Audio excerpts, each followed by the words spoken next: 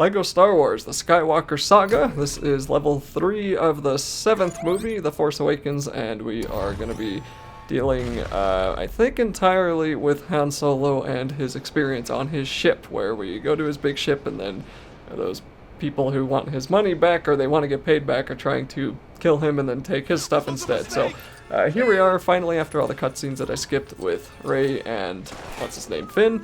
And Finn is going to have the gun that we can use to grapple stuff off, so keep that in mind. And then Rey is just going to have her normal Rey abilities along with the scavenger gun that we'll end up using. So this level's a little bit longer, I think, than some of the others. Yes, I think this is probably the longest level in the...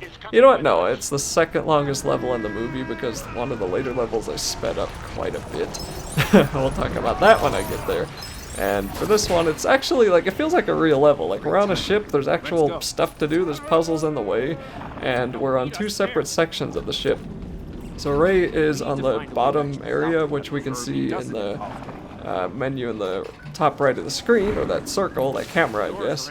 And if you hold the button on the screen, it will change your character to that other character, and it'll also start glowing and circling and blinking at you if you are supposed to be playing as them first. So there's not really much of a puzzle way to go here, but I'm gonna use Rey first just to power up that part of the conveyor belt.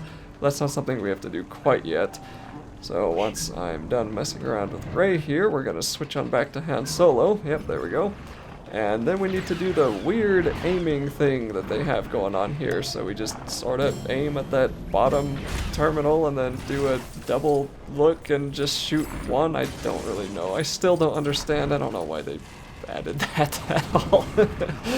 Okay, that's gonna open up, or that's gonna lower the box on the other end of that force field, and that will give us the chance as Rey to move this box over in front of the conveyor belt here. So we already powered it up, so we don't really have to worry about that now, so we'll drop it on there. And then it's going to lift onto the conveyor belt.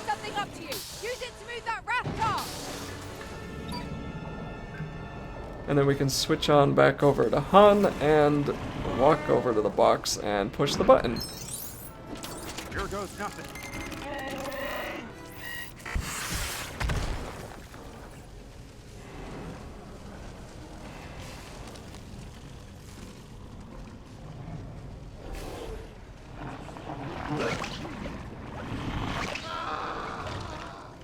And after we see some of the baddies violently taken away by squid tentacles, we can follow the exact same direction where we just saw them get killed, and keep walking through to the doorway here. So the doorway is going to be a little bit closed, and we can shoot some of the, whatever they're called, some of the mercenaries through the doorway if we really want to. But there's still not a whole lot we can do as Rey, so hopefully I'll get off of her pretty quick. And we'll come back here to Han, and then we can just start shooting more of the mercenaries. And we need to shoot that force field generator that's way in the corner. And whether it's just because I was missing a bunch of times or if that thing actually just has that much life, I'm not actually sure, but it was taking quite a few hits to actually destroy. So we can blow up some of the boxes that are in our way. Oh, it looks like I had to do the weird auto-aiming thing. Okay, never mind. I was not hitting it at all. That's what was happening. We had to do the weird auto-aim, and that will make that turret go erratic, it looks like, and then it will blow up the generator for us. How convenient.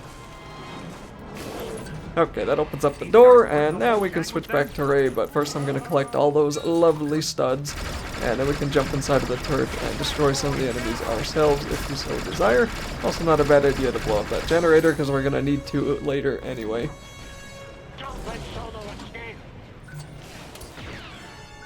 And I'm just going to keep walking as far as I can as Han before I get stuck, which is about there. So now we can switch back to Rey, and then we can push this button. That'll lift up the elevator for us. Yay! And then we can walk through the corridor a little bit further. See another guy get trampled on by a ball of squid tentacles. I don't actually... What were those things called? I can't remember. Those were pretty cool enemies, though. I kind of wish that the movies had more stuff like that in them. Okay, we'll wall run past him and then fall back down to the level that we were at before, and then we can get into this big room here. we're going to need to switch to Finn, who did a better job of keeping up with me than he did previously, but still a little further back than I would have liked. And then we can pull open the box and start building this. And that's going to create a chair that we can sit inside of, and now we can control the turret and destroy some of the generators that are keeping the doors open. Or apparently not. What are we doing with that? We're gonna pick up the other generator. Yeah, okay, pretend I know what I'm talking about. Jeez. Okay, we'll power up the door here and then push the button and then in we go. Sorry guys, there's like 45 levels in this game and I played it all in like 2 days, and it's just trying to remember exactly every step that we're doing without having to rewatch the video from beginning to end. I do skim to make sure that I know the general idea, but the specifics do get muddled from time to time, so. Alright, anyway, we'll take on over the little spinny mini game here with the droid, and that'll open up the door for us.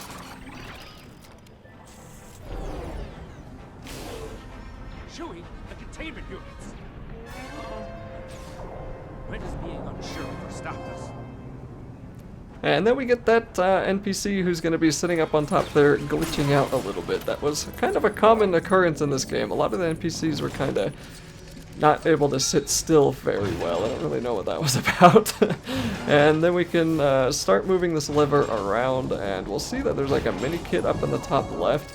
So we can move that vehicle that we just pulled out of here. We can move that over to the left side to pick up the Minikit if we want to, but I'm not really gonna be too concerned about that, so we're going to, at least I don't think I'm too concerned about it. No, we're not. Okay, we're gonna move it into the box here and activate it. That'll make it platformable. I'm trying to think of a fancy word for that, but it turns itself into a platform because it picks up a box like it's some kind of fancy forklift or something like that.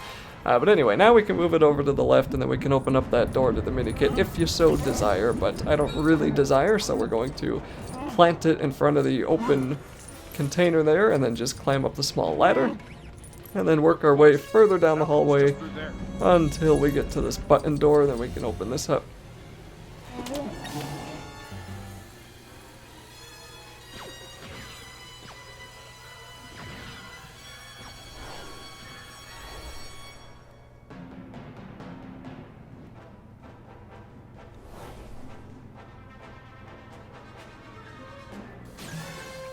And now at long last, I think we're actually all going to be put together pretty soon here. Once I defeat this strange dog that was just kind of, it's like a demented rat maybe, not really a dog. I don't really know. He's beating up Chewbacca right now, so sorry about that, Chewie. And we can activate this box, which isn't going to be super helpful for us immediately, but might be later. And then we can switch on over to Rey, who is also getting beat up by a demented rat. And then we can just follow the waypoints, and we'll need to use the scavenger gun to shoot a net onto that square.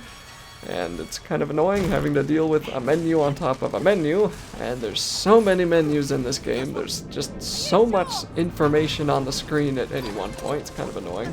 And then we need to both jump onto the ladder, not the ladder, the levers.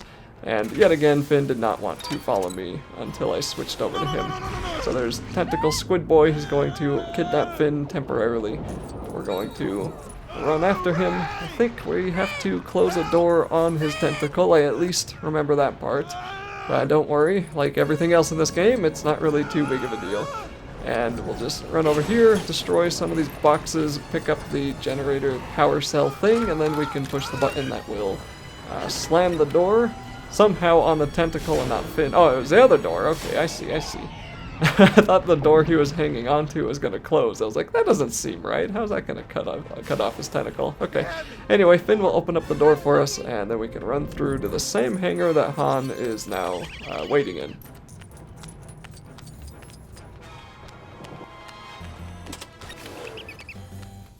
And finally, we are all together. So now we need to get into the Millennium Falcon, but first we have to open up the doors. So there's a door switch on the left and right side of the hangar, and that thing that we activated earlier is going to be that box that we're hanging on now. and then it's going to allow us to jump onto this other box that will move over to the left side, and we can push this button. Try not to fall off here because it's pretty annoying to get back up. And that will open up half the hangar, and then there's the other one. So you can try to get over there by jumping on the Millennium Falcon, and I think it might actually be possible, but otherwise you're just going to want to come on over to the left side of the Millennium Falcon, and we're going to see that there's a place for us to shoot our net onto the wall. So we're going to shoot 2 or 3 nets on there and then climb up, which will give us access to the other button once we do a little bit of platforming, just a wall jump and then push A twice, and there we go. Oh, darn it, I fell off. I remembered. I remember that now. For some reason, A didn't work. I just didn't want to jump over there. Okay, whatever. We'll do it again, then we'll push the button and get into the ship,